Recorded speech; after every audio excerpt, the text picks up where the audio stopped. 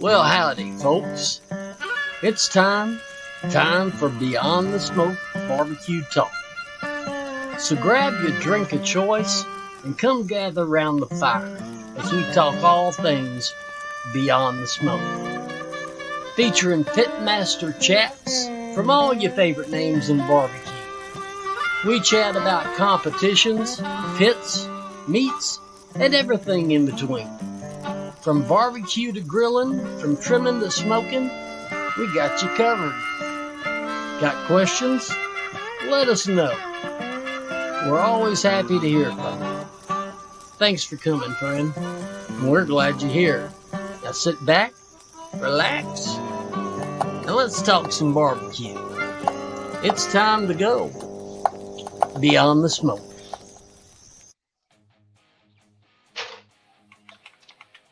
What's up, ladies? What up, what up? Another Monday. Welcome back. I see y'all made it through that freaking windstorm, Sam. Oh, man, it sucked. Yeah? Yeah. I over about 60, 65 the whole way home. At one point, I made a turn, right there where you can go to Wichita Falls or Paducah. Man, that wind gust hit right as I made that curve, and I felt that trailer whoop. Oh, shit. Not good, man. I was like, nope. But, man, it wasn't bad. It was a good trip. What'd you get, like 2 miles to a gallon? Man, it dropped down to about 9, and it was sucking to death. What's up, Chase? Congratulations, Chase, on that second place chicken. Big second place chicken. It's awesome, dude. Awesome. Sam, you had a pretty good weekend, huh? Yeah. Got to go cook back for the first time. Set that figured out how to turn on a fire or what? Yeah, I remembered it. Yeah? Yep. Man, it was a lot of fun. Played with some recipes a little bit, tried some new stuff out. There's a little bit of a Twisted D in there. Yeah. And man, I liked everything I turned in. I wasn't upset with anything. Yeah, Donnie had texted me and he says, I guess I'm going to have to send Sam a case. He's all happy. So that's awesome, dude. Yeah, no, I told him, I said, you better, I'm going to wait a little bit. That way you can get it made. But man, that Twisted 5, I like the shit out of it. Oh yeah, no, that's a damn good seasoning. And like I said before, dude, Donnie has a great product, man. Mm-hmm. It's good to see that, a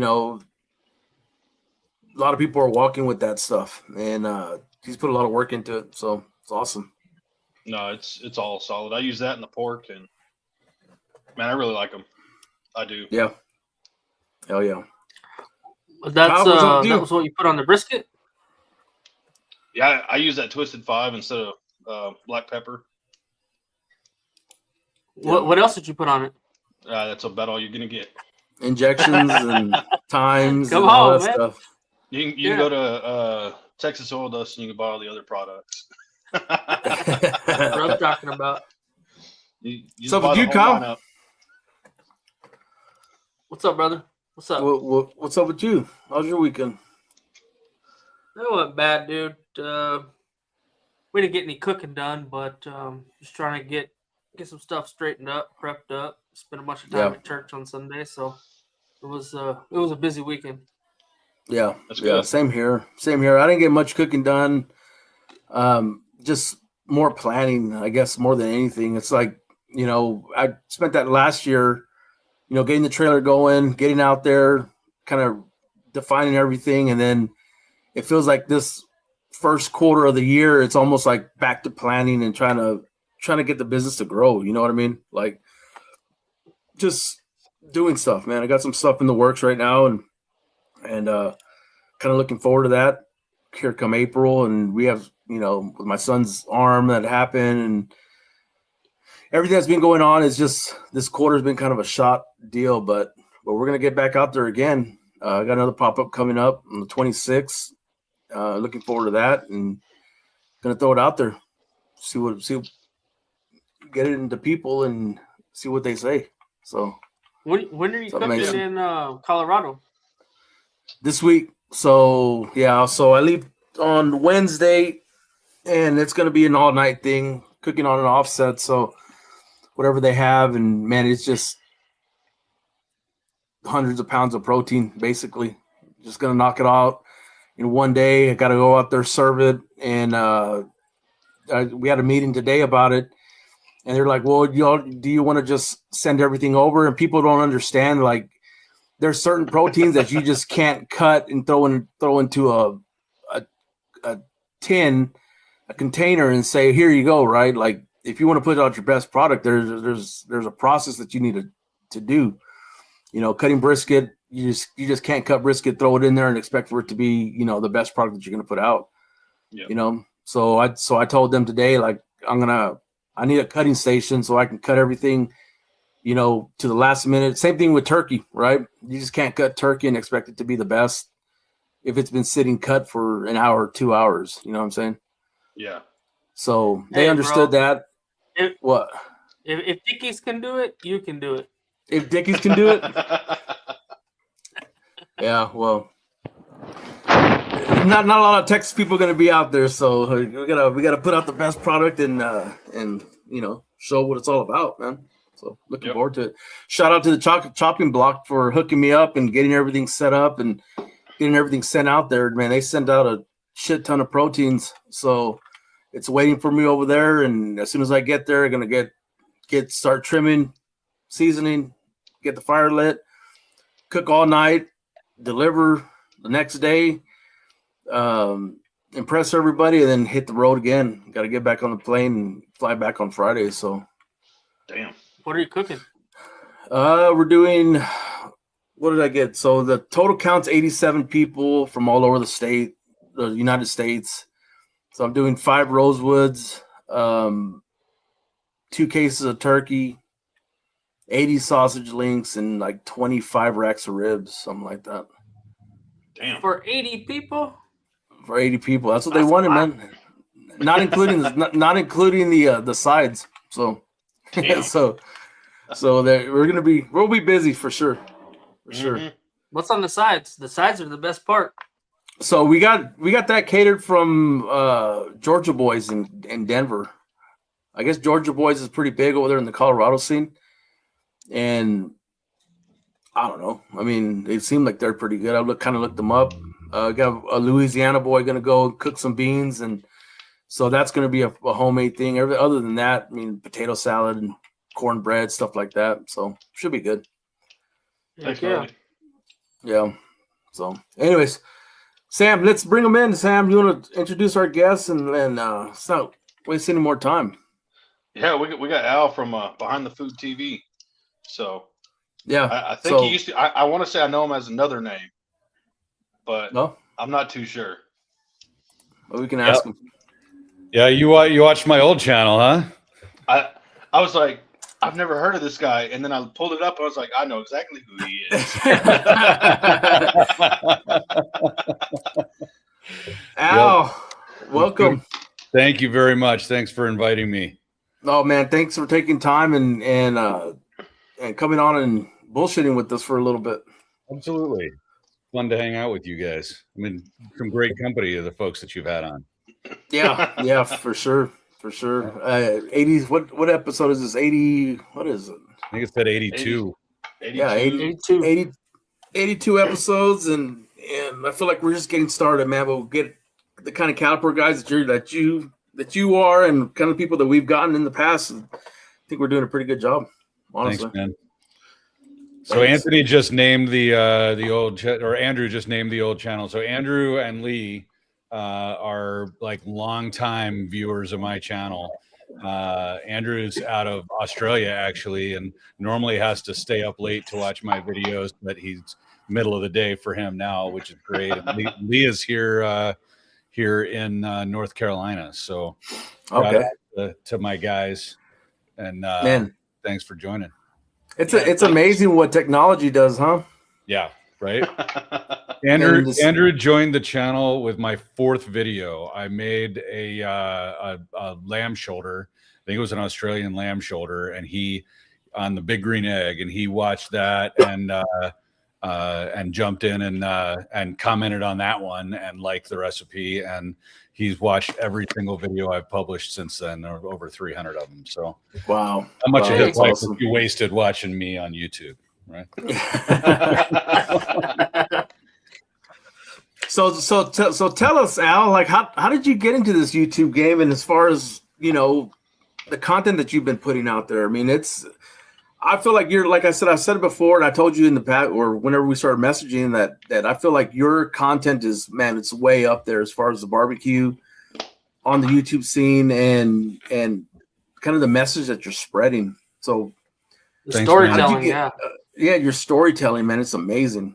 It's I kind of stumbled into the storytelling. I had the cooking channel, the barbecue channel, which I started in 2020, and Eat More Vegans was fun. I did some great stuff. I'm kind of a food science nerd, and so I taught lots of cool stuff. Thank you, Lee. That's very, very nice of you.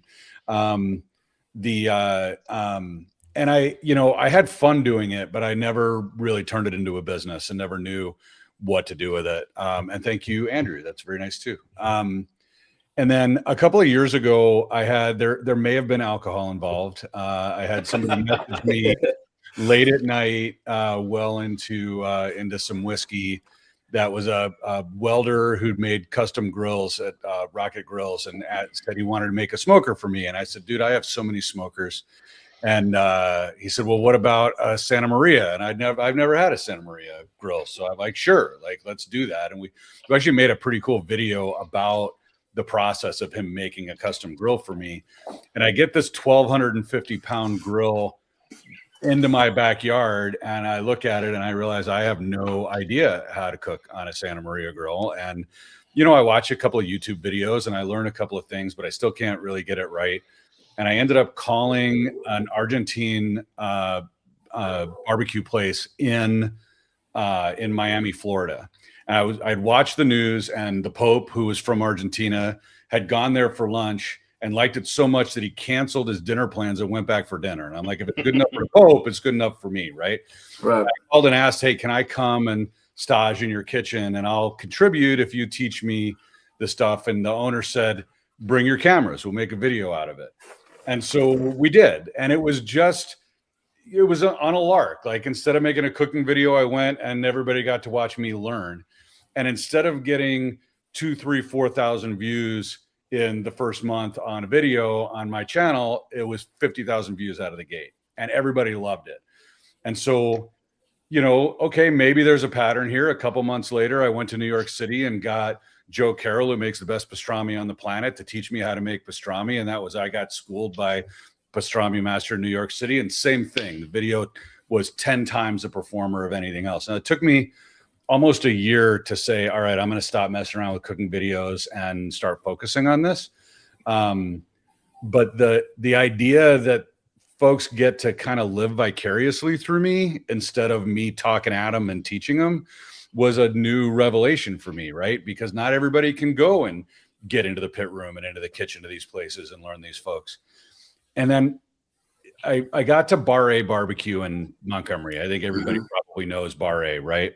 And so I'm doing the cooking lesson, which is what we're there for, and I meet his dad, Coach. So Cooper is and his brother are fourth generation. His father's a third generation Texas high school football coach, which I don't have to tell you guys is like being the Pope, right?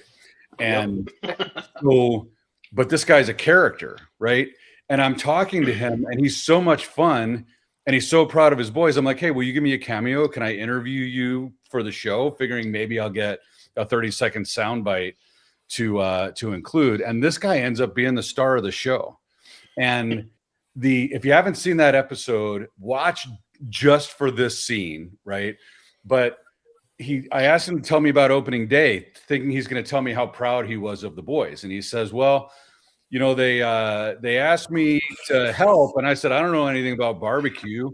And Cooper said, well, I don't need you to barbecue. We're going to have a line probably, and we're going to have a cooler full of beer out front. And I just need you to, you know, hand out free beer to people, have a beer with them, shoot the shit, keep them occupied. And he says, well, hell, I can drink beer and bullshit with anybody. So sure, I'm in. And then he tells a story about how 3 hours later, they're out of beer. There's still a line.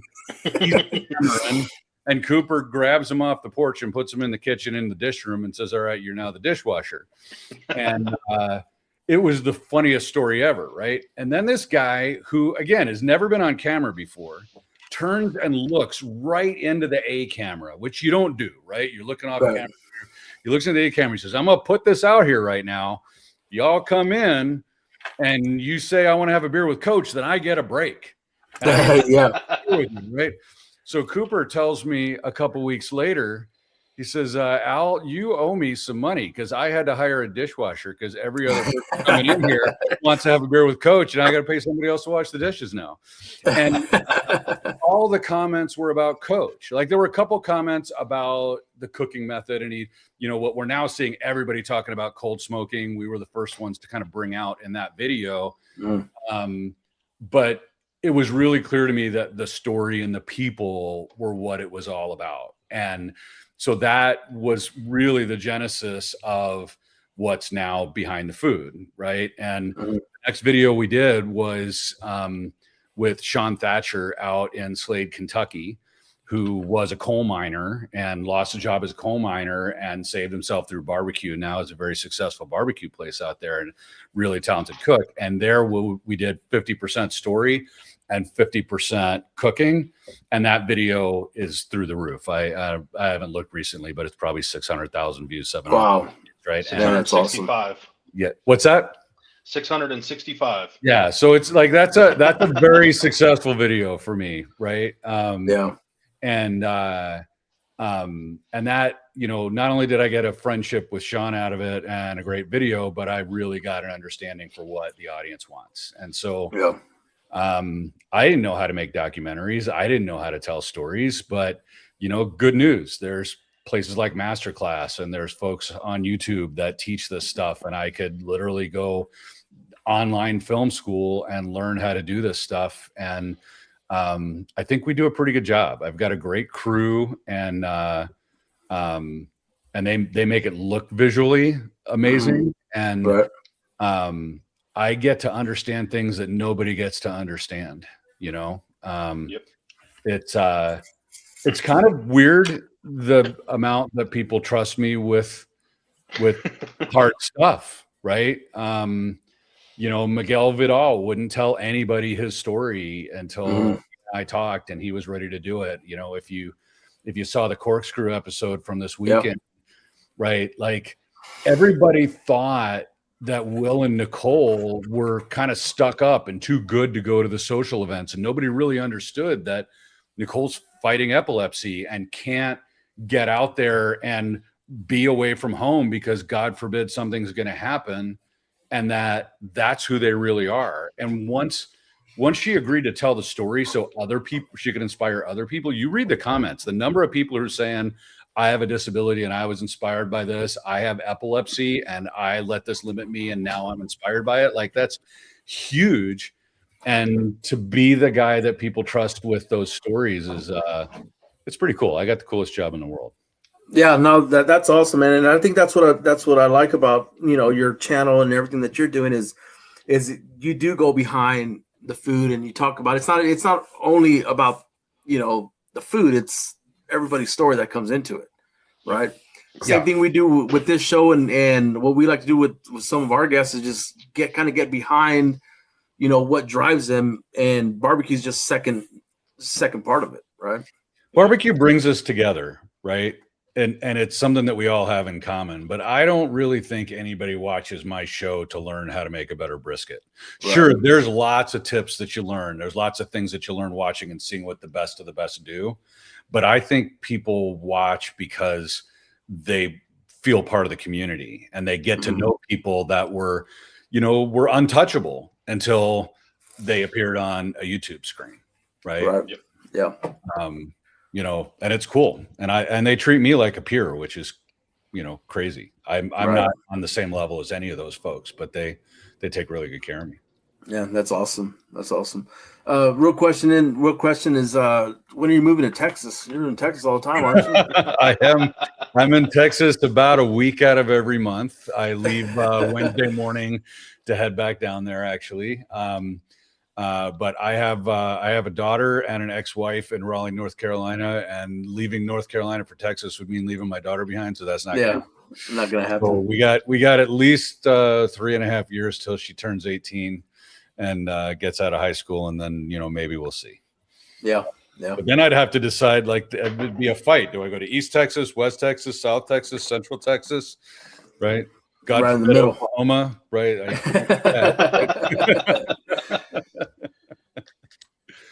That's awesome. Yeah, but I might as well buy a car down there and rent a condo. I spend so much time down there.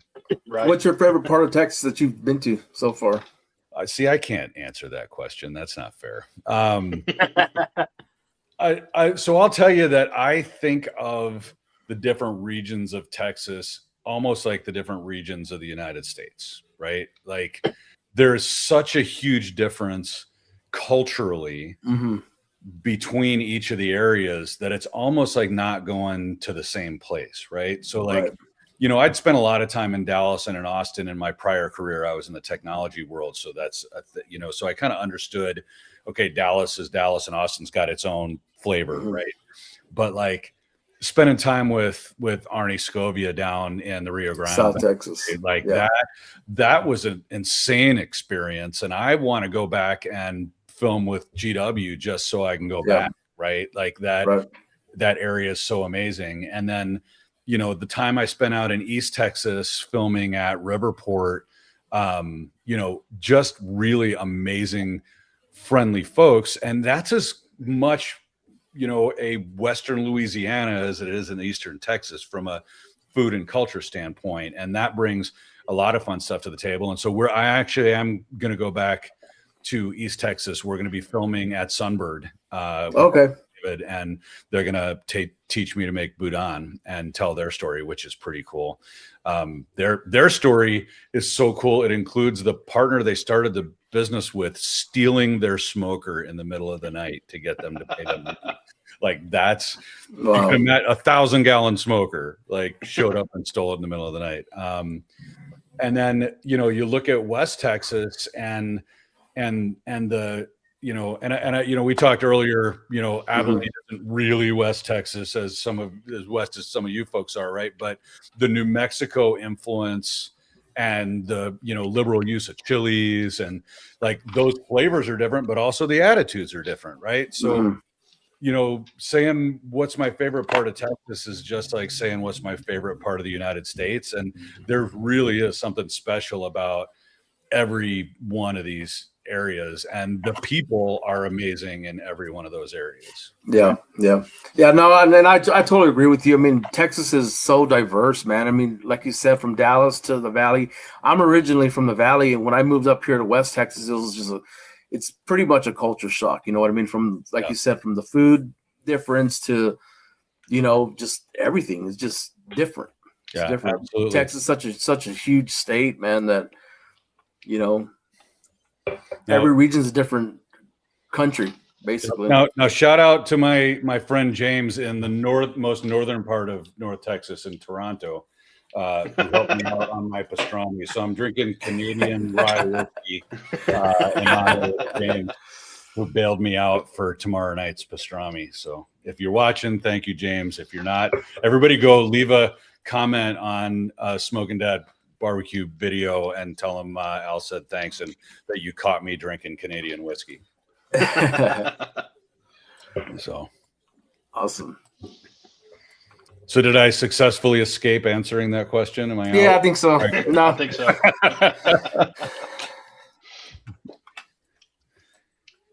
You only missed like Central Texas and the Panhandle, but I stopped talking, right? I mean, they're Central Texas, I can never figure out, is Austin part of Central Texas or is it, part, but the, hill country is its own thing. And those people are about as different as anybody else can be. Right. The Dallas area, I think it's kind of like Raleigh in the fact that very few of the people you meet are actually from Dallas. Mm-hmm. Right? So it's as much of a melting pot in Texas as any other city is in the United States, which brings its own kind of fun international culture, but also, a lot of flexibility in what people can do from a food perspective. But the folks that are being really successful up there are actually bringing flavors from other parts of the state, right? So you look at Brandon Hurtado and Trey Sanchez and the stuff that they're cooking really in the Valley, right? Right. And bringing it into Texas. And you look at, what Pecan Lodge is doing, and that's really more Eastern Texas style barbecue, right? And I don't know that I could tell you what Dallas style of barbecue is, because it really is a melting pot. Look at that. Andrew's ready to head to Dallas. Well, I'll be in Dallas in a couple of days, Andrew. So if you want to get on that airplane, you'll be able to see. Let's do it. Yeah. Let's do it. Man, I heard airports are crazy right now. I'm not looking forward to that. Yeah, I am not looking forward to that. The good news is I'm taking an insanely early flight when hopefully the flights are going to be relatively empty. And if TSA people don't show up for work, I can still sneak out to the gate, but we'll see. But we fly out Wednesday and we're heading down to Seguin. So you guys can guess who we're filming with down there. Nice. Hell yeah. That'll be a good one. And then from there, we're going up to Waco. And filming with Steven Rossler from Rossler's Blue Corp. Okay. I don't know if you guys know Steven, but super talented guy and about as America as you can get. And I'm really looking forward to that one as well. Yeah. Blue Rossler, they're still out of a trailer, right? Yes, still got a trailer. He's open Wednesdays and Thursdays. And we're actually going to be filming with him at an American Legion car show that he's dragging the trailer out to. Nice. Doing service out there. So we're obviously going to be talking about his Bronze Star and the military background and some of that impact, but also showing some crazy barbecue that, is made in this little tiny space. Mm-hmm. Right? Like we filmed at Nick Dampf's trailer a year and a half ago here in North Carolina. Barbecue. Yeah, Damn Good Barbecue. So that was the one that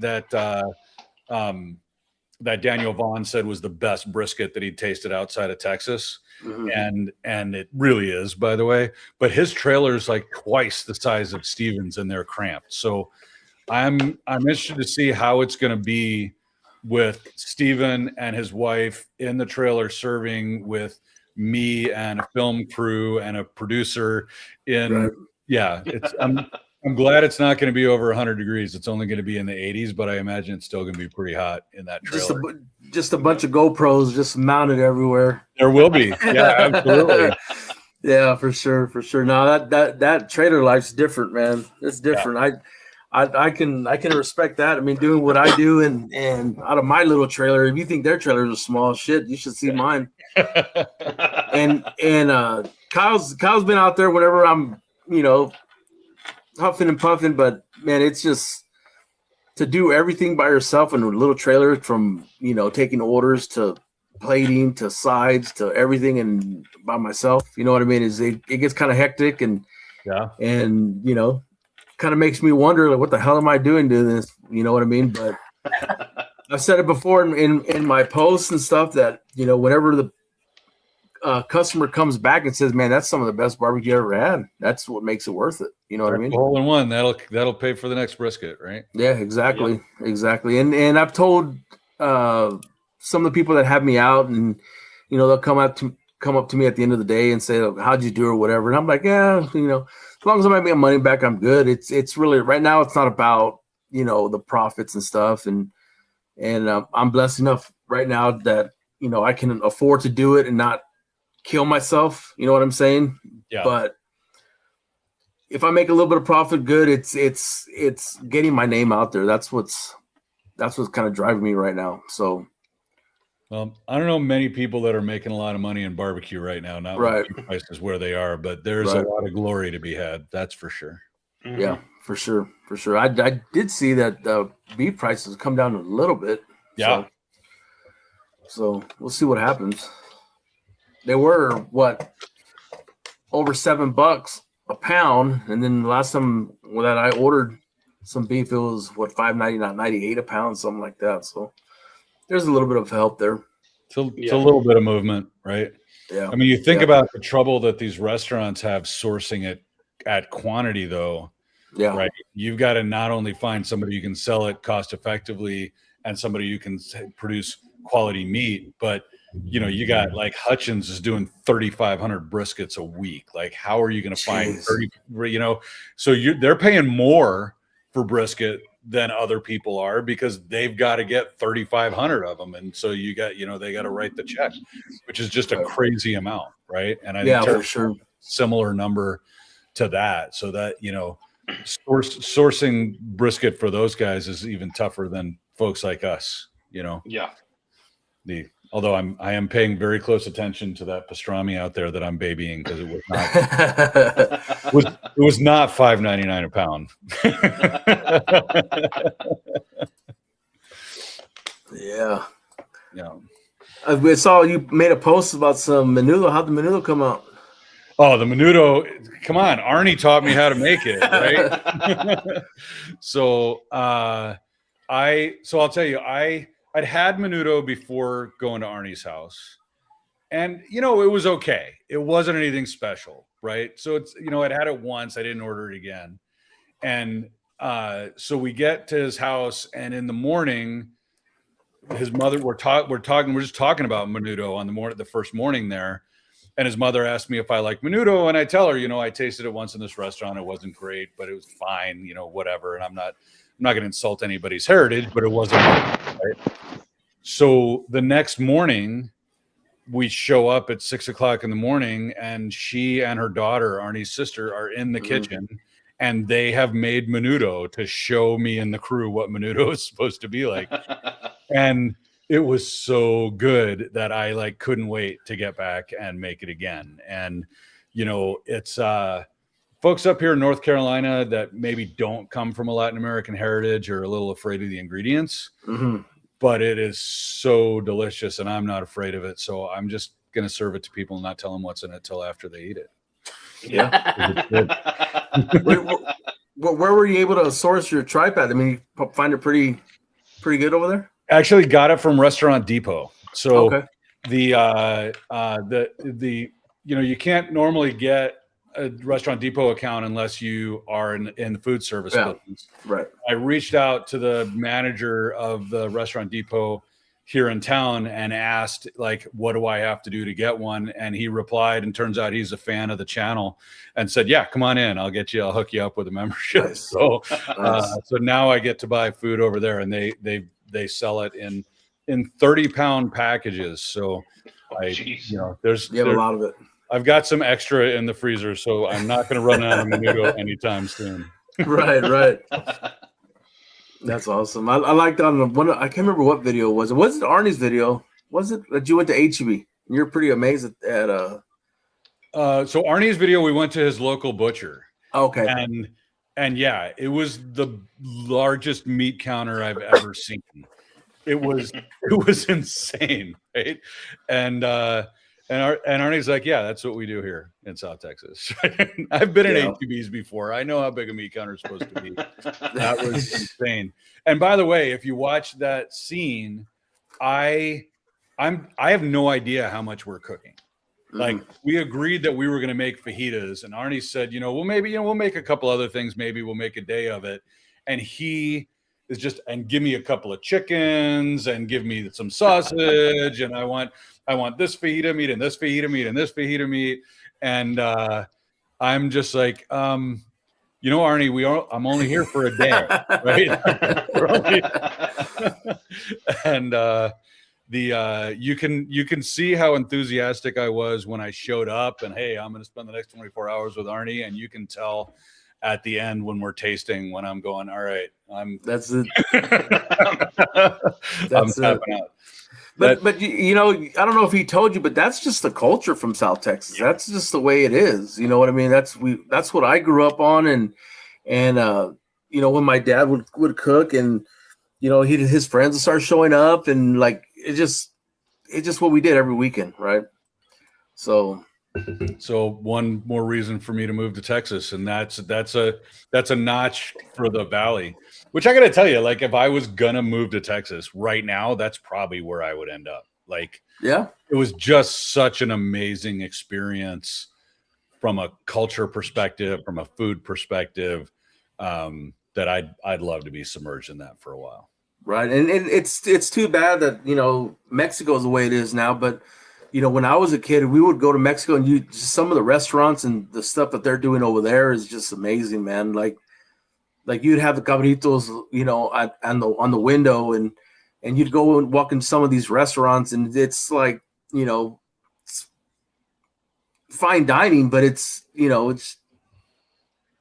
like not so much Mexican food. It's just kind of stuff that they were putting out was just amazing. It's amazing, but people don't go to Mexico anymore these days, so. Well, wouldn't be worth it.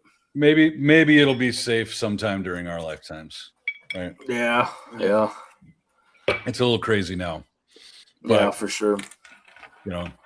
But the idea of being able to walk and see a cabrito in the window and go in and eat it like that might be worth having to dodge a couple of bullets. The Matrix, I heard that a lot of the meat comes from Mexico too.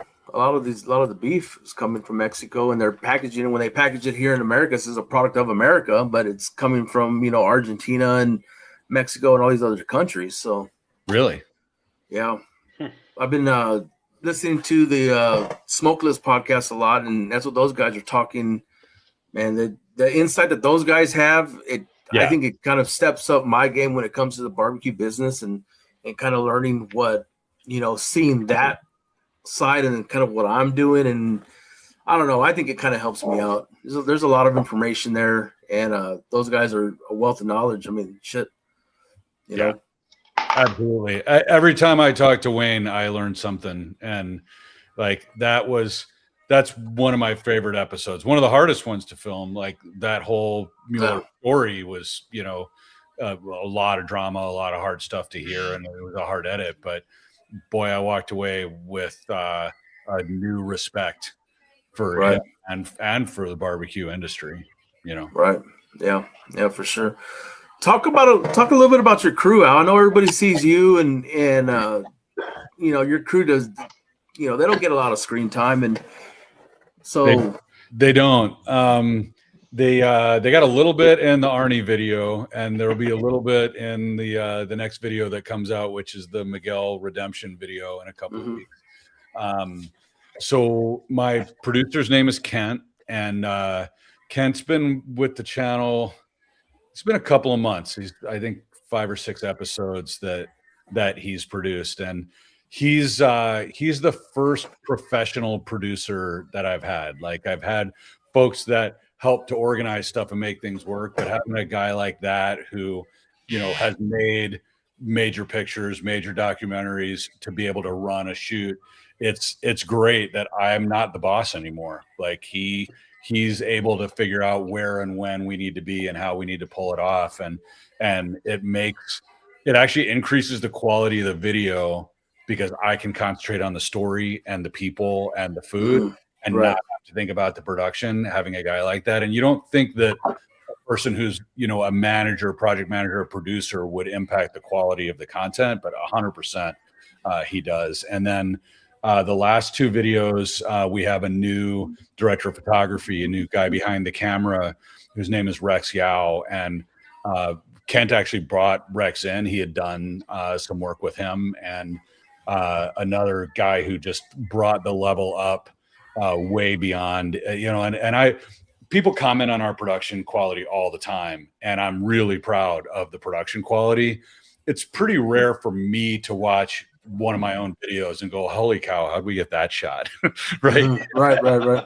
And that's, watching the corkscrew video, I at least a half a dozen times that I said, I never would have thought of getting that shot. I never would have thought of lighting it that way. And so, we shoot 2 episodes at a time, and that's the first one. And the second one he shot is the one that's coming out on April 4th.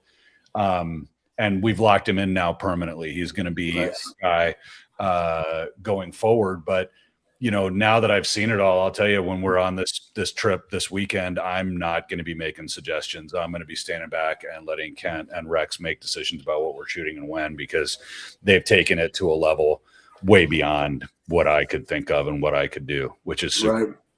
Right. And I've got just a kick-ass editor.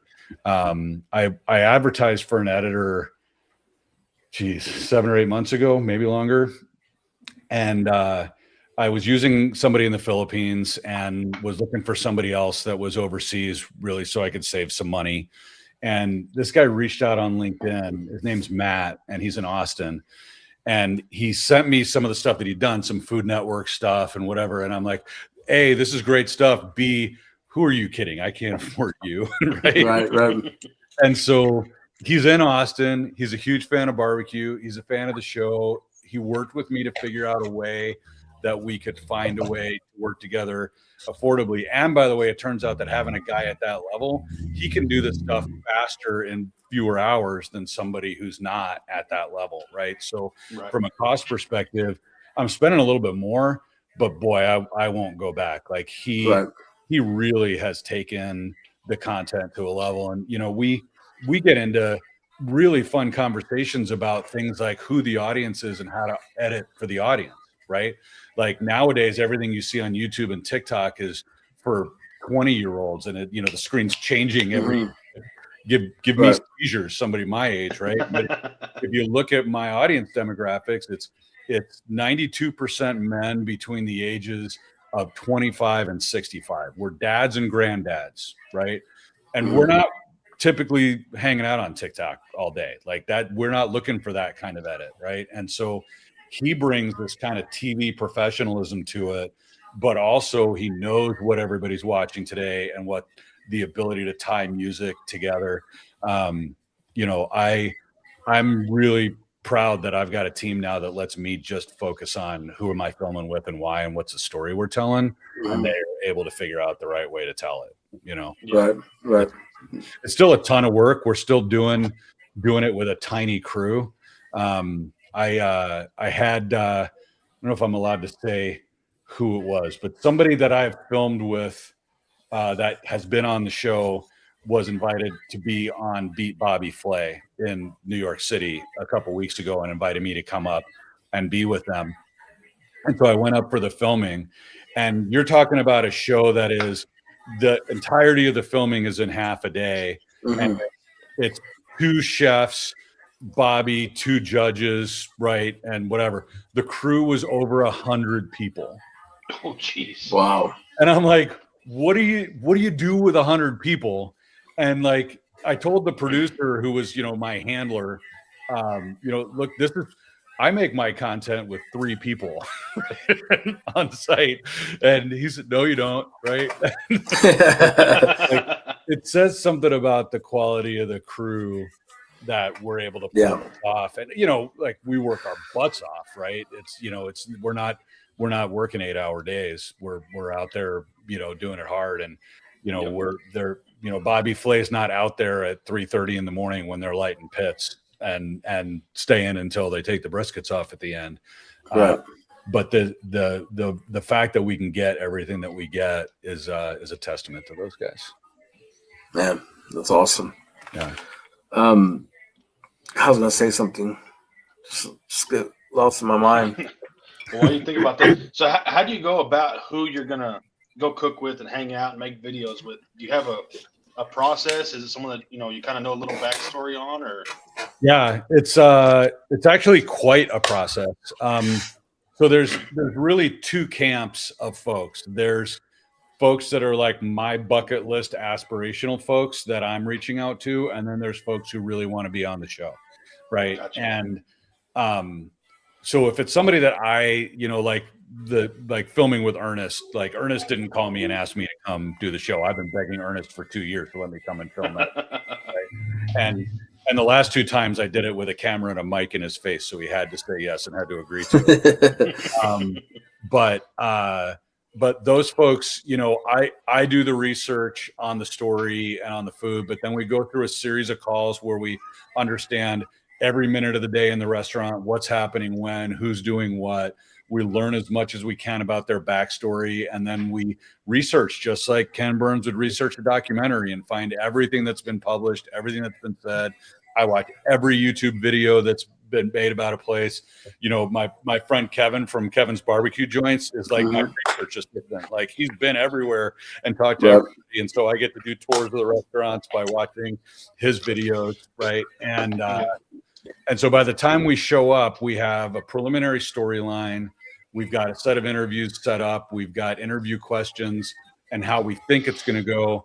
And then we have a cook day that we know how we're going to be following the food, right? The story almost never ends up being what we thought it was going to be. There's always things that we discover while we're there that was like go down a rabbit hole and figure out, okay. And there's been times when I've, thought Riverport was one of those in East Texas, where we went in thinking we knew the story and that the story was to be about this place that had been on the Texas Monthly top 50 list a couple of times and then dropped off. And why did it drop off, right? And it turned out that wasn't the story at all. The story was about this guy who's the local hero in town who caters every single funeral and every single high school event and everything back and forth for free because he supports the community and that's his contribution. And then his restaurant burns to the ground and he's so depressed about it that he can't get off the couch. And his wife finally gets him on the couch and he finds that the whole town is down there fixing his restaurant, doing the demolition, getting ready to rebuild it, doing all that stuff because Steven has always been there for them. They were going to organize for him. He would never tell me that story. I could ask all day long about, tell me your backstory. How did you get here, back and forth? He's never going to say, this is who I am in the community and this is how the community supported me. But when we started talking to people in the community, we found that. So I'm going to say 3 hours into a 10-hour interview day, I stopped and told the crew, guys, I got to go do some more research. I got to rewrite every one of these questions, rethink all of this so that I can get this story the right way. And I think we did tell the story the right way in the end, but I had no idea what that story was going to be about. I had no idea the place had even burned down, much less that was a defining moment for the entire town of Jefferson, right? So is that how you see it? I mean, you really don't go in there with an open mind, kind of, don't know what the story is towards the end of the day or whatever. That's when you figure out, hey, this is a story that it's supposed to be. No, I go in thinking I know what the story is going to be, right? But I discover at the very minimum nuance to the story while I'm there, right? But you find sometimes that the story isn't, it's not that what I thought was true wasn't true. It's just that what I thought was true isn't actually all that interesting compared to what I find. And so, I go in, like, you'd be blown away with the amount of preparedness. Like I have an average of 10 scenes that I plan for a storyline and how I think I'm going to tell the story. And for each person that I'm interviewing, I have anywhere from 5 to 20 questions for each of those scenes to try to work out how the story is going to go. And I might not ask all of them, like I'll ask and based on that, I'll go. But even with all of that preparedness, I'm going to say I probably spend 60 or 80 hours in preparation for each of these interviews, just preparing and doing research. Even with all of that, heroes don't always tell their story the way that other people will tell their story, right? And I'm looking forward to and not looking forward to. Steven Rossler has agreed to tell me the story, to tell all of us the story on camera of how he earned the Bronze Star. And if you know anything about military medals, that means that he watched soldiers die and that he had to try to rescue and succeeded in some of them, and that kind of bravery. And that's beyond me as a man, as a human being. I'll never compare to that. Right. And so I'm dreading hearing that story, but I'm really looking forward to being able to be part of the team that tells it. But I also know that when I talk to the other folks in his unit that are going to be part of the interviews, and I hear other people that watched it happen, I'm going to learn things about Steven I didn't know. And that is likely going to change the way that the whole thing unfolds. Right. Yeah. And that it's exciting doing that. Right. I don't have Ken Burns' budget. I can't spend $1.5 million making and 2 years making an episode. So I don't get to do, he goes in with no predisposition. Right. He goes and does all the research and does all the interviews and gets all the data and then decides what the story is that he found out and how he's going to tell it. I don't have that luxury, and I don't know that I would want that luxury. I don't think I would enjoy that. But I definitely learn a lot while I'm on.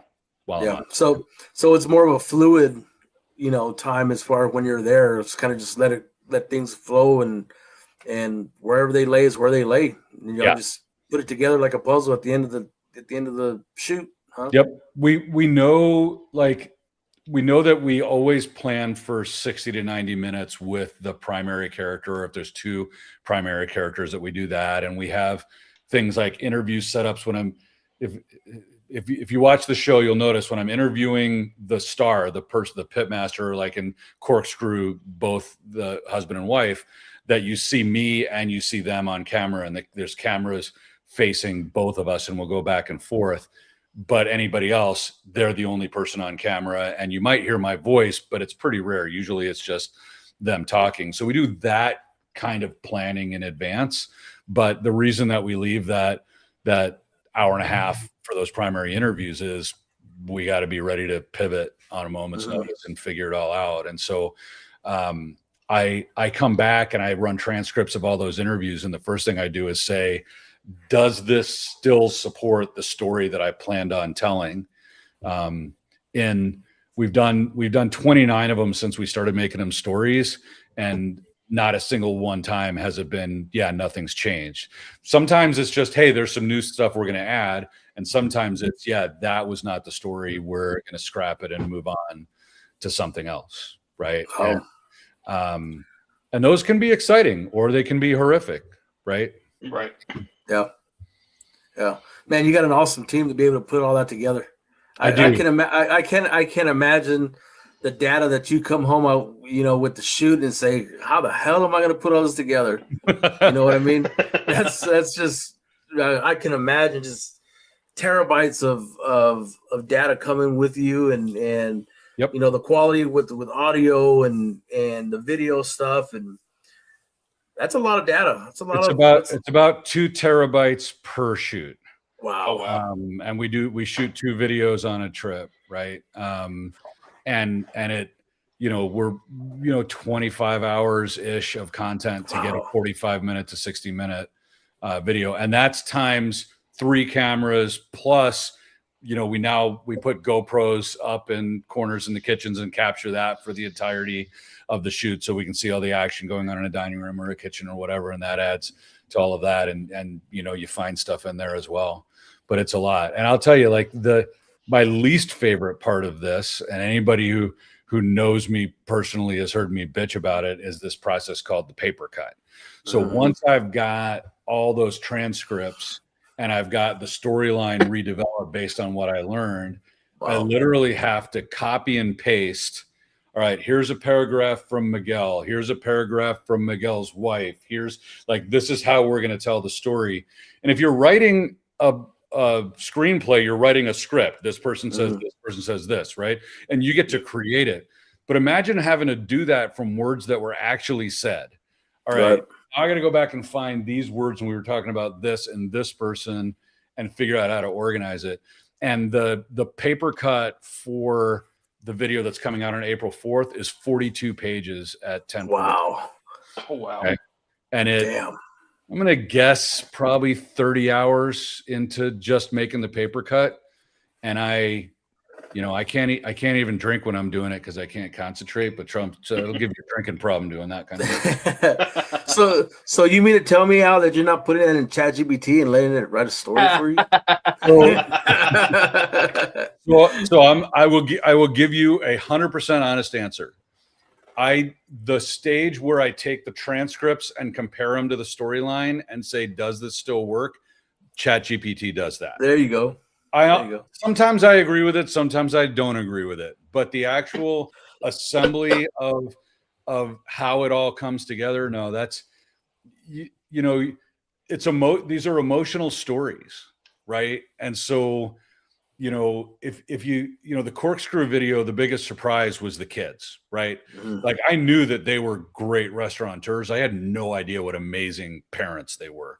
And their kids, telling the story through their kids' eyes was inspiring in a level that even the two of them couldn't create. So, like, knowing that I really want to put more of Abby and Willie's words in, and that I want to have Nicole say something, but I really want the point to be driven home by her son. That's not something the ChatGPT is going to be able to nuance. Really takes somebody knowing how to tell a story and understanding the audience. And luckily for me, the audience is very similar to me, right? So if I like the story, the audience usually likes the story. So what do you think the end goal for Behind the Food? I mean, are you thinking like, Food Network or Netflix or something like that, putting it on that kind of platform? I mean, because honestly, I think it belongs on a platform like that. You know what I'm saying? As far as the production value, the content, everything that you're putting. I mean, that's a documentary, like you said earlier. It should be. Thank you. Somewhere. Very, I mean, it means a lot to hear that. I don't know where we end up from a platform perspective. This is going to sound like a canned answer, but the folks who, are on here who've known me for a long time will tell you it's exactly how I think. I just really like making a difference and telling stories that people get into. And if somebody like a Netflix or an Amazon wants to give me a platform to reach more people, boy, that'd be great, right? And I'd love to reach more people. But YouTube is the largest streaming platform on the planet. Like, YouTube streams more minutes of video than Netflix or Hulu or Disney or Apple TV. And so I've already got a platform with the largest audience. I've got a platform with the largest reach. I just have to make content that more and more people will watch and more people will enjoy. And there is an ecosystem for making money within YouTube, right? It's not this glamorous influencer thing that everybody thinks it is, but there are advertisers who will pay to reach an audience. YouTube does show ads, and there's a material percentage of that comes to the channel. And I'm obviously spending a lot of money having a crew the size that I have, but I'm not losing money. I'm not getting rich on it, right? But if I can keep making this kind of stuff and have creative control and make a difference for the audience and make a difference for the restaurateurs, then, I don't know that I want to give up the kind of creative control that Guy Fieri gave up to be on Food Network. Sure, he's rich and he's famous, right? But I like my show better than I like his show. And it's a great show, right? But I get to do things that he'll never get to do because I have all of that, right? Yeah. So, and we talked about the process of when there's somebody that's aspirational that I want to reach out to. We didn't talk about the other side, but I get inquiries, 3 or 4 a week from people all over the country that want me to show their barbecue establishment or their history because they know that it'll change the game for them in terms of getting people in when the story gets out there. And so we do have a pretty hard vetting process about, is your story one that our audience is going to really love? Is your food that our audience is going to respect? are there cooking techniques that establish you as an expert that are going to make the audience identify with you and want to be part of your world? Or are you doing the same thing that they've seen on YouTube 100 times and they're not going to find it interesting? And there's some people that don't, it's been hard to say no to some folks. There's some folks in Texas that have amazing food and amazing audiences and people that are super loyal to their restaurants that just don't have a story that'll keep people watching for an hour. Right. And not that there's something wrong with them, or not that I'm not like a reality TV show where I'm only going to show people who had kids that died of cancer, like that's not what we do. But there's got to be something more than I did pop-ups in my backyard and then I started a food truck and now I have a restaurant. Look at how successful I am. Right. There's only so much of that people will watch, and it's not an hour-long show. Right. They want to root for the person. They want, the win for me. I'll tell you, here's the biggest win I've ever had. Okay. Stephen Joseph from Riverport texted me, it's just, 9 or 10 months ago. And he texted me, he said, "You're not going to believe this. I got a guy that just got to the front of the line who lives in San Diego, who saw the episode that you made. His wife's family's from Houston. So they flew to Houston. He dropped the family off and drove from Houston to Jefferson so he could taste my food and shake my hand." Wow. Like that, I got somebody's butt on an airplane and then a 4.5 hour drive after he landed to go eat with Stephen Joseph. I told that story right. I made a difference for Stephen and I made a difference for that guy. Right. Yep. And so I don't know how many people tell that story about what Guy Fieri showed them. Right. Mm-hmm. And by the way, I'm not shitting on Guy Fieri. He's amazing. He's got an amazing show. And obviously a lot of people watch it, generates a lot of money, whatever. But that question about, do I want to be a Food Network star or do I want to be able to keep doing what I'm doing? Right. I really, I'm going to be hard pressed to give up creative control to go into broadcast when I at least have the ability to make a living and build a reasonable business doing it here on YouTube with the barbecue community. Right. And where it goes from a content perspective is maybe a different answer, right? Like today, there's a lot of barbecue places out there, but putting out a show at the velocity that you do and I do, you can't limit yourself to just barbecue places, right? So where do you go? What do folks like us care about, right? What does the 92% of the audience that is dads and granddads care about, right? So you're going to see us going to steak places. You're going to see us learning to make Philly cheesesteaks and telling those stories. You're going to see us learning to make pizza from world-class pizza makers, live fire, wood oven cooking with those folks, because those stories are just as interesting. Yeah, exactly. For us as an audience, right? And I think that's how it grows, because is there really a difference between Will and Nicole's story at Corkscrew or the story of somebody who started a steakhouse in New York City and built it and made it successful? Probably not. Like, we're all people, we're all families, we all are entrepreneurs, we all try to drive, for the same thing. So I think we're going to find the same number of interesting stories out there and be able to do a lot more content and maybe reach a larger audience. Man, that's awesome. That's awesome. I haven't been following the comments on screen here. Has anybody asked anything that I should be addressing? I think everybody's listening now. Okay. I think everybody's listening. I got a question for you. Sure. Controversial. Okay. In all your travels, yeah. Are you team tomato base or team vinegar? All right. So I'm in North Carolina, so that's a valid question. I am team vinegar. Boy. I respect the folks in North Carolina. I do. I understand the flavor profile, but if I'm gonna do whole hog, I'm gonna do it Sam Jones style. That's the flavor profile that works for me. So does that make you team pork or team beef? Yes. Yes to both. Yeah.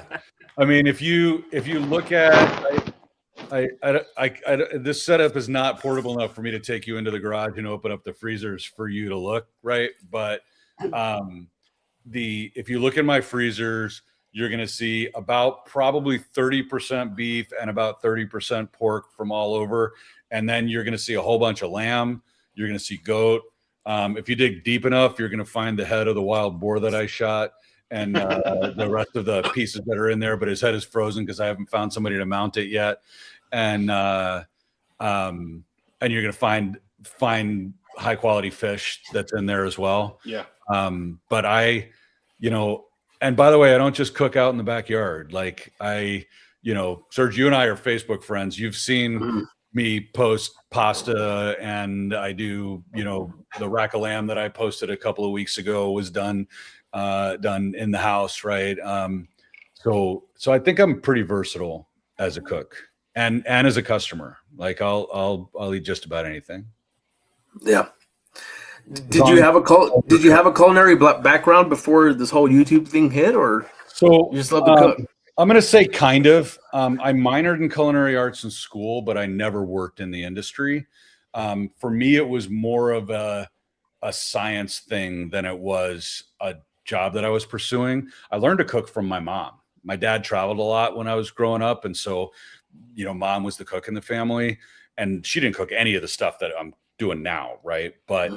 But understanding heat and understanding flavors and understanding how ingredients work together was always really intriguing to me from a science and math perspective, right? And so it's always been a passion. It's how guys that look like me end up with amazingly beautiful women, because if you can cook for them, they don't care, right? I've never worked in the industry. I've had maybe 1,000 people tell me I should open a restaurant, and I tell every one of them I don't want to work that hard. Yeah. You like what you're doing now, so yeah, I do. Since you've been to a lot of barbecue joints, I mean, between you and Daniel Vaughn, I mean, I can imagine y'all pretty much been everywhere. Probably. What makes a barbecue joint different? I mean, as far as what are you looking for? Are you looking at the sausages or the brisket? I mean, like we say all the time, brisket's brisket, right? Like pretty much anywhere you go, everybody's hitting that brisket mark. But what's the different thing that you're looking for? Is it the sausage? Yeah, is it the sausage? Is it the sausage environment? Like what are you looking for? So I'll start with, you got to divide the world more granularly than barbecue joint, right? Mm-hmm. So like when I go to Austin, you can't put Wayne Mueller and John Bates in the same sentence. They're both barbecue restaurants, but Interstellar is a chef-driven, food-inspired, runs like a Michelin star kitchen kind of experience where the brisket's delicious, but you don't go there for the brisket. You go there for those pork belly glazed pork belly bites, right? The peach tea glazed pork belly bites. And those experiences are what defines there. Whereas I go visit Wayne, and like I have a standing order. I walk in and Wayne knows that I'm going to want a beef rib, and I'm going to want some sausage, and I'm going to want some fatty brisket. And that's all I'm going to want. I don't want to see your sides. I'm going to drink water. Just those are my proteins, right? And with the little Mueller flag in the beef rib, I'll post a picture of that every time. It's a different experience. If I go see Miss Tootsie, I want pork steaks, right? Clay Wynn makes a great brisket over there. Is it materially different than anybody else's brisket? It's different. Is it different enough that that's what I want to fill up on? Probably not, right? So I really want to understand what's different about the place and what makes them shine, right? The thing that was probably the biggest surprise about Corkscrew is that Will takes this whole old school thing so seriously that when he puts a recipe on the menu, he doesn't change it. So I asked him, and I think this might have made the edit. We were loading up ribs in one of the smokers, And I asked about how do you do recipe development, and he said, well, these recipes were developed 17 years ago. I don't need to develop. If I have a new dish I want to put on the menu, then I'll work on a recipe. But this brisket is the same brisket I made in my driveway, right? And so I'll tell you, I could, if you gave me 10 slices of brisket, I could tell you which one is corkscrews. It's that better. So I go to Corkscrew, and his brisket is the experience. It's like going to, Miguel Vidal, super talented. I'll eat anything Miguel will eat, but I can't leave there without eating his brisket because it's so different and so much better than everybody else's. But I'm not going to waste my time eating Evan Leroy's brisket. Not when Evan has brought things like beef cheeks to the market level that he can do. Right. Right. And so, there's folks, Chuck Charnichard down at Barb's, she's a brisket whisperer. Like, that's a place that you go for brisket, right? I go to Kreitz and Smitty's. I want the shoulder clod. You can't get it anywhere else. It's something different that they do, right? So I might find more value in places that other people don't, because I don't look at it through right lens. Now I see Andrew asking about Ara's octopus and lamb. In all of the videos that I've made, I have not learned more from any chef than I learned from Ara. And this is a man who was a master chef before he got into the barbecue business, and has taken that creativity, and he's refused to succumb, right? So he makes a great brisket. He makes a great beef rib. I'll eat both of those, right? But if you've never tasted Ara's lamb chop, you haven't tasted a lamb chop. And if you haven't tasted Ara's smoked octopus, you haven't tasted octopus. And you might think, octopus, whatever. But let me tell you something. When you got a guy like that who can take his cooking methods, combine them with French cooking methods, and put something on the menu and create it, trust me, you're going to want to eat it. And that's what you look for when you go see somebody like Ara. Again, not sending his brisket back. His beef rib is my second favorite beef rib, and he knows it's my second favorite, and he's okay with it because he agrees that Wayne Mueller's beef rib is the best beef rib that's on the planet, right? And so I think the only person that I know that likes Ara's beef rib better than Wayne's beef rib is Wayne. So back and forth. Yeah, there's definitely a bromance going on with the three of us. Well, shout out to Ara, man. We got schooled by Ara on the show. We had him on as a guest a few months back, man. I didn't see that. And just the knowledge that he dropped on us is it's amazing. I mean, and to this day, like some of the stuff that he put out on the show that we talked about, I've kind of put into my program over here, and it's made a hell of a difference as far as even off the show. We're kind of talking a little bit just like we were earlier, and I just let it all out. I was asking him all sorts of questions, and Ara, he's humble, and he'll answer any question that you have for him. So, and that's kind of the way he came off, and it's such a great show, awesome show. I imagine it was. Ara is he really is the most interesting man in barbecue. Like that, we titled the episode that, and people thought it was clickbait, and then they watch the video and they go, "Oh yeah, I guess he is right." But from a skills perspective, I ask Ara's advice all the time, and he has never led me astray. I'll tell you a fun Ara story, okay? And I didn't publish any of this on social media because I was too embarrassed about it. But a couple other people, Connor Moran, if you know Connor, published some of the stuff. But when I was filming the episode with Ara, he was telling me about the Society of World Master Chefs, or French Master Chef. It's French Master Chefs of the World, I think, is the organization, and how they do their annual Congress in a different city. And they were coming to Houston last year, right? And he was very excited that he was going to get to cook for this group and do the opening gala dinner. And so, being a jovial, friendly guy, I said, if you need a sous chef, call me up. Right now, any of the three of you would know not to take that seriously. Right. Ara calls me a couple months later, says, okay, so here's the dates. Let me know when you're flying in. I'll pick you up at the airport. And I'm like, what are you talking about, Ara? Well, the chefs. So I ended up being one of three. Thank God I was one of three sous chefs supporting Ara, cooking for the 160 top chefs in the world. Oh, wow. No pressure. Right. But you know what? He trusted me. He guided me. He didn't give me anything I couldn't handle. Right? Stuff that was above my level, there was somebody else to handle. And we made an amazing meal, and 160 chefs had a good time. And towards the end of the evening, the highlight for me, by the way, was we did a tomahawk ribeyes, smoked whole prime ribs. And then I was at the carving station and handing these French chefs a tomahawk. Had never had, that's not a French thing. That's right. America right there. And having them sword fighting with each other with their tomahawk.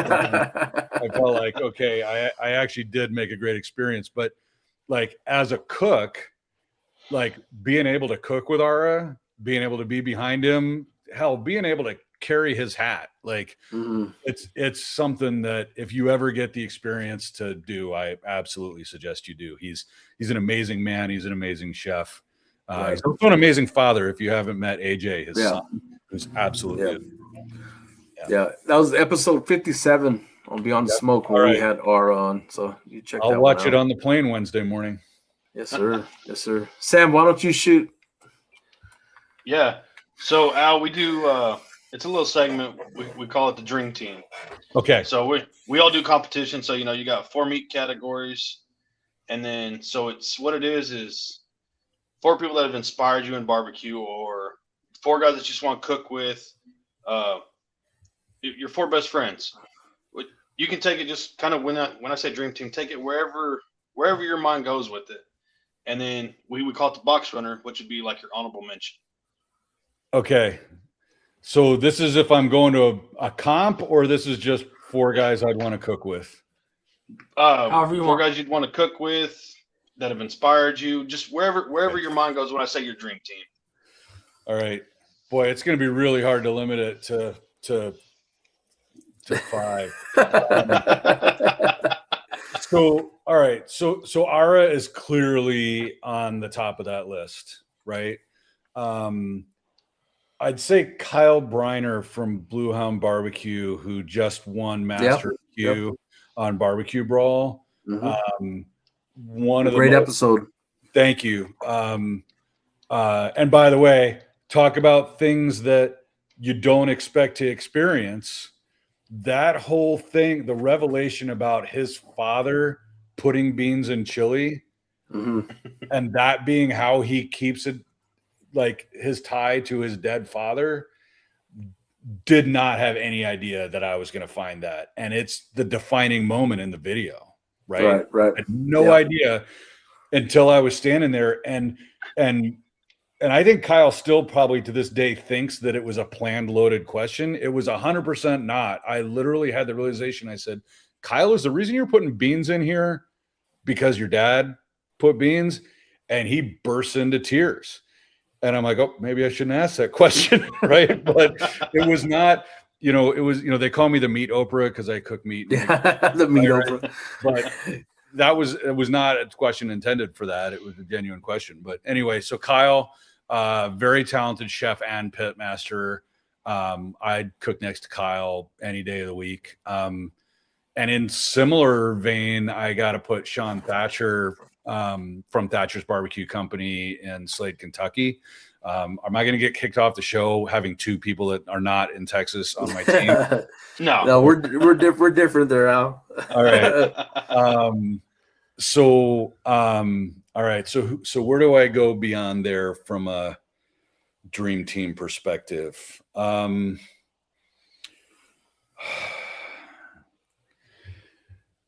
I'd love cooking with Wayne, but he's a single lane guy, and so I think like that team probably Wayne wouldn't be on, but Wayne would be our chief taste tester.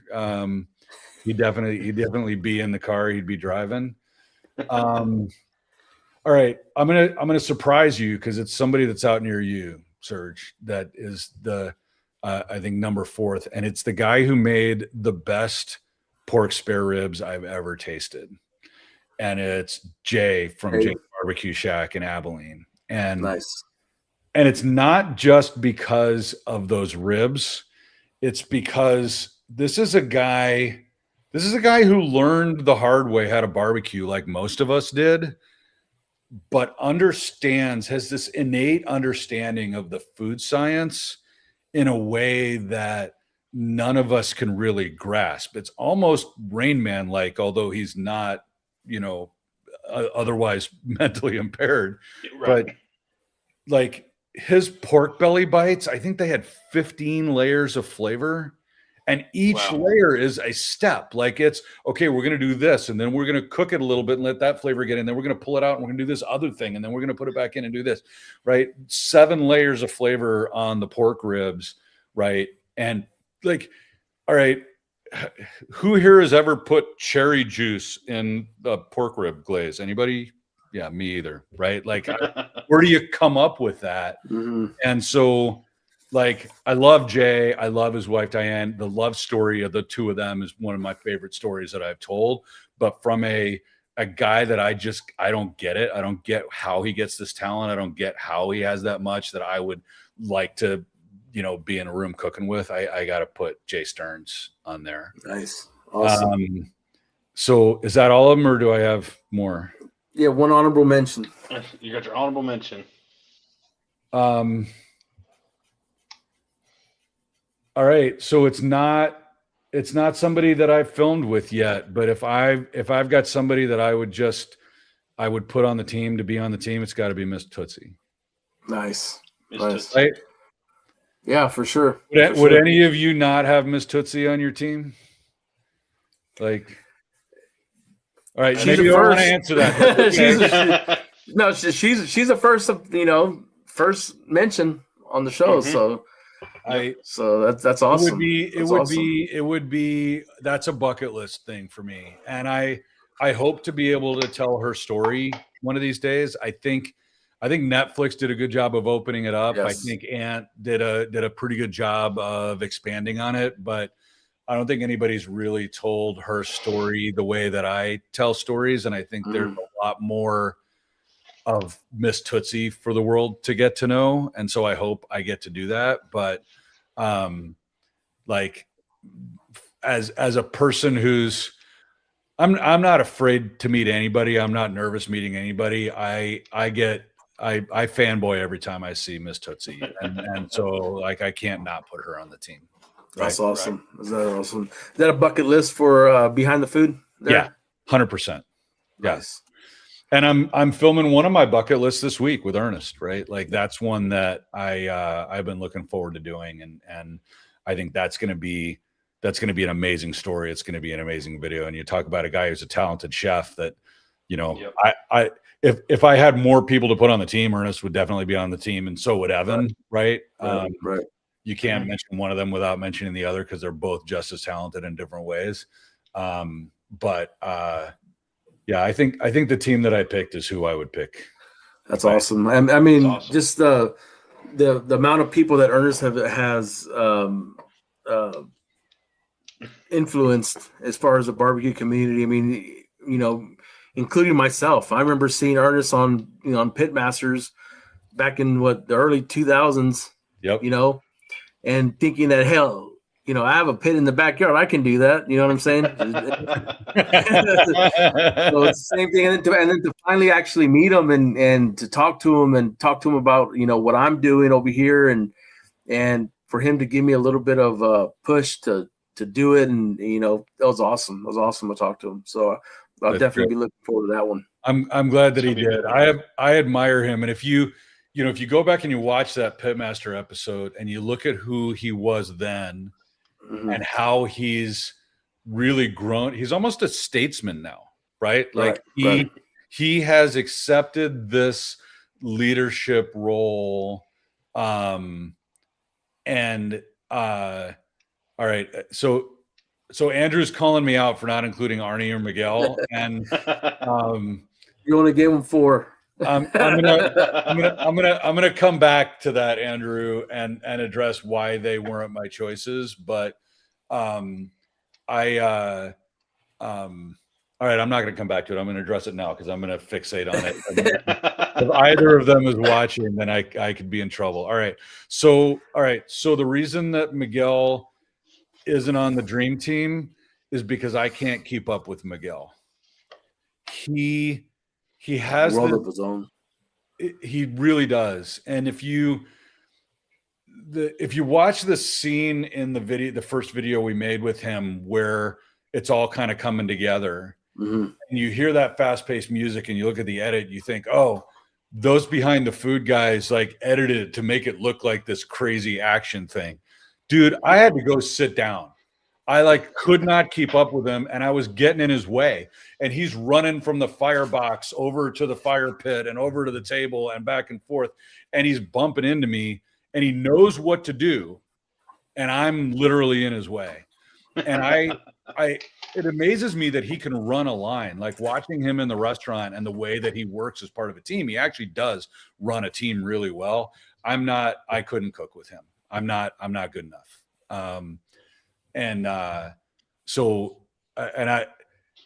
Take that as the compliment that it is. Like he's a freak of nature. He's just really talented and really smart, and just it comes to him naturally. Arnie, if you had given me like who am I going to drink beer with and have a 24-hour marathon podcast run from a pit room, it would be Arnie. He's so talented. He's so friendly. He's so welcoming. But I would do that one-on-one with Arnie. Like that would be just me and Arnie, right? I'm sure that he's great in a room with a bunch of people and on a team of a bunch of people, but I would rather have one-on-one time with Arnie than bring a team of 4 or 5 to cook. Yeah. That, Yeah, no, that definitely makes sense. And before we let you go, I think what I was thinking came back to me is, you think that's what you and your crew do that bigger networks wouldn't be able to do, is get that story out, as far as like, I don't know. I mean, if you have a bunch of producers there, all these lights and stuff, and you think the people that you're interviewing they won't come out, as far as like some of that stuff, like that would hold it in? No, I mean, sure that it can be intimidating, but I think I'm pretty good at drawing people's attention to my face and ignore. I mean, it's not like if Leah's seen the way that we shoot. Like there are lights and cameras and people everywhere. It's just a smaller crew than broadcast. It's really a creative control question. So, when you watch reality TV today, which is really the category that this would fit into, right? It's, we're not doing Anthony Bourdain documentaries anymore. We're doing Guy Fieri showing up in restaurants, right? The thing that the producers focus on is sensationalism. And I don't know that all the stories are sensational. I don't know that those decisions are the same decisions that I would make. And so there's a lot of stuff I decide not to put on the show. And out of respect for the people that I'm interviewing, right? And I don't know that I would trust a network to make the same decisions that I make. And there are conversations that I get to have with people that a network's not going to have. And I'll give you a couple examples of it. Jay and Diana Stearns, after we filmed, Diana called me and she said, "Hey, listen, that whole scene where we talked about when I met Jay and he came over to my house and I did that little twirl in front of his Jeep lights. Like, my father doesn't know that story, and I don't know. and I was able to talk through with her. Look, part of this story is the two of you as a couple. Mm-hmm. That was 40 years ago when he married you. It's okay for your dad to hear that story. Right? I think that people will love that, right? Ashley Nicole Weaver had a conversation with me after we filmed, and she said, I'm not really proud of that whole time that I struggled with alcohol. And we're good, upstanding, church-going people, and I don't know that I want to be talking about that. Can we not use that? And I was able to talk through with her the hero's journey and how she is the hero that supported Dane all the way, and that it was Dane's chance to step up and support her that made it for Dane, and that she doesn't look weak. She looks human, and so does Dane because of that story. And I said, if you consider this your job to inspire other couples to hear this and go, that's who I need to be for my partner, then you have to let that scene in. If that's not important to you, then I will cut it. And she said, okay, we'll leave it in there. But lots of people have that conversation. They tell me, no, I don't want to leave it in there. I don't want to leave it in there. And I don't think a network would do the same decision that I would. And I think there's an integrity about this. When I was at the Texas Monthly Top 50 picnic, the biggest surprise for me was the number of people who came over to talk to me. I didn't know that many people even knew who I was, but the universal message was, you're doing important work. You're talking about mental health. You're talking about suicide and Bill Dumas's son. You're talking about alcoholism. You're talking about drug abuse, and you're showing these as humans who can recover. And that's important. That I will never make a decision about the channel that gets in the way of my ability to do that. If I can't feel confident that I can represent that to the community, that I can maintain that level of integrity, then I don't care how much money they throw at me. Does that answer your question? Yeah, for sure. Man, that's awesome. That's awesome, man. Yeah. Well, Al, we're an hour back just to the point of, barbecue is just kind of the center, but it's not the focus point. Right. So that's awesome. It's almost like I go beyond the smoke. There you go. There you go. Hey, thanks for having me on, guys. This has been a lot of fun. For sure. I was going to let you go. I know you got your pastrami waiting on you. I do. I need to go out there and add a couple of splits. Sounds good. Thanks, Joe. Thanks, Al. Appreciate it. Thanks, Al. Everybody Appreciate that came to watch. All and right. we'll hope to see you out here in West Texas sometime and hit me up, and we'll definitely catch up. Well, I'm definitely going to come out. I definitely want to tell Mallory and Arnis' story, and so I'll let you know when I'm coming, and we can hook up then. Yes, sir. That'll be awesome. All right. Thanks, guys. Al. Appreciate Thanks, it. Al. Bye. Bye. Man, that was awesome. Wow. That was great. That hour and a half flew.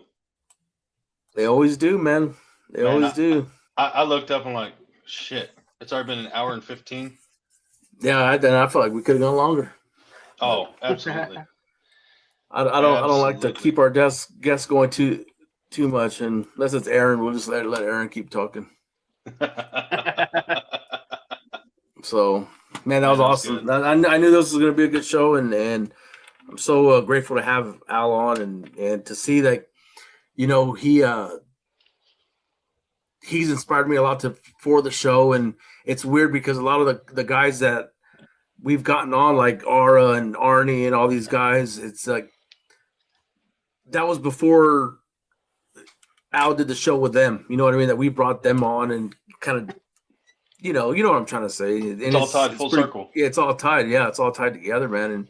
And to have Al on, dude, that's freaking awesome. Mm-hmm. It's awesome. Kyle, what'd you think? It was good, man. Sometimes I just like to, a lot of times anymore, I just like to sit back and listen to all the crazy shit that they're going to tell us and talk about and try to pick stuff up. I don't know if you guys catch me, but You taking notes? My desktop is a whiteboard, yeah, so I like to write down notes and kind of thinking about stuff, putting it all together on the backside, And it was Man, good, don't man. tell We had some, don't tell Kevin you like to take notes. yeah.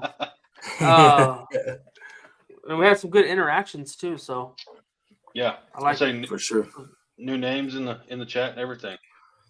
For sure. Yeah, man. I mean, awesome. right off the bat, barbecue's just kind of the center point, and that stuck with me the whole damn time. It's a center point, but we sure don't focus on it. For sure. And that's what, like Al said, it's beyond the smoke. Yep. Perfect, man. Hey. Perfect. Well, we'll end it on that one. What's up? Hold on, Serge. I know now where you got that pork chop recipe from. Which one? Oh yeah, I get a lot of recipes from there. Just thinking like, hey, I need to throw that out there and just try it. You know what I mean? Yeah, I appreciate that. I watched one of his episodes. That was Lavaca Barbecue. Yeah, and I said, "Motherfucker, that's what Serge has been doing the whole damn time." Yeah, for sure. For sure, man, dude. I'm telling you, that's a game changer. It's a game changer. I've always used it. I've always used the achiote paste, but I never used it like that. You know what I mean? Never smoked it before. Smoked it and then seared the damn thing, and dude, it's amazing. It's amazing, man. Yeah. So yeah. Oh, it was a good show. Good show for sure. We'll have another one next week. I got to check with Brandon, and man, I've been trying to get Brandon on for over a year, almost a year now. So we'll see, and we'll do it again. Yep, absolutely, boys. Let's go, baby. Cool. 82 be at 100 before we know it. Yeah, well, I think we've had a pretty good I think we've had a pretty good little run there, man, and I think Al's just up there on the top, man, as far as guest and the knowledge that he has and what he brought to us, and look forward to interacting with him some more for sure. Absolutely. Yes, absolutely. Cool. Anything else? Man, that's it. I think we're good. Good, brother. We're gonna end it on that. Yep. Cool, man. Well, next week we'll do it again. Yep. God willing. Catch y'all next week, boys. And we'll talk Beyond Smoke. Yep. Later. All right, later, boys. Later. This is Parrish Randall, and this concludes this episode of Beyond the Smoke. Thanks for stopping by, friend. We hope to see you again real soon. Until next time, happy trails. Until we talk meat again.